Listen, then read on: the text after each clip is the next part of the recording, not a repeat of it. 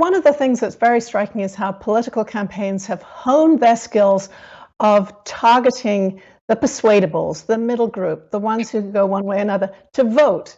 And it's very much the same thing with vaccines. Are you using the same sorts of social media tools to reach young people who are on the fence there in the middle? In many ways, that is absolutely. And think of it this way: political campaigns are happy when they get 50% plus one of the votes, and they consider it a landslide if you win an election by 5 or 56%. We're at 66%, and so in most cases, that would be considered a resounding success in politics.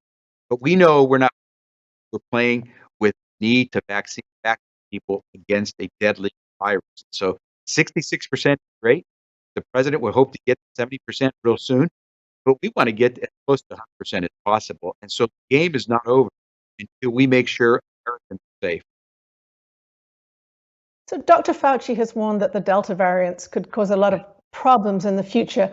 I'd like to hear your views about that now and looking ahead as you're struggling to get these holdouts vaccinated.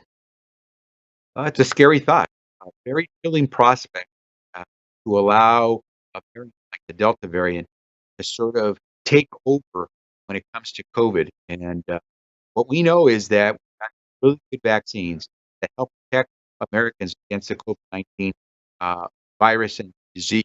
What we don't know is how quickly these variants will arise, mutations that occur in the existing forms of COVID-19. And we never know how well the current vaccines will protect against these newer coming variants. And so what we want to do is protect the population so that variants don't have a chance to take hold. And that's why it's so important. You may feel like you're an invincible 25-year-old, totally in good health, never had to visit a hospital, but you could be a carrier. And who knows, you could infect a grandmother who may have been completely vaccinated. But if you happen to be carrying a variant that is more powerful than the existing forms of COVID-19 and infect the person, it's unclear how safe will that be. And so the more we're protected against COVID-19 in all its forms, the better off we'll all be. And we have a responsibility to each other to make sure we're safe. So time to get vaccinated. We're still having a little bit of trouble with sound, but I just wanted to follow up on that, or what I think I heard.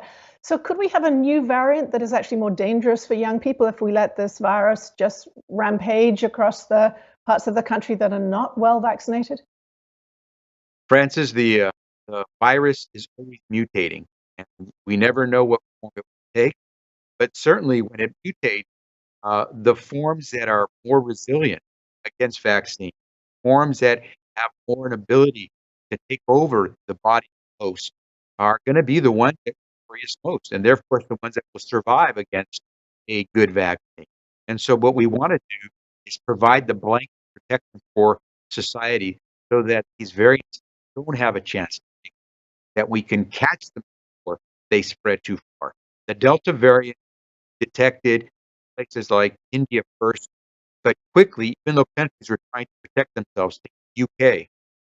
I remember being there about 3 weeks ago where they were getting close to opening up society again, and weren't too, they were very concerned about it, but they didn't expect that the Delta variant would take over.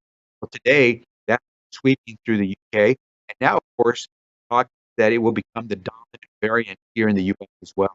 The sooner we're vaccinated, all of us, the greater protection we'll have against the Delta variant. But the Epsilon variant, the future variants, that can be more difficult to beat down, even COVID-19 has been so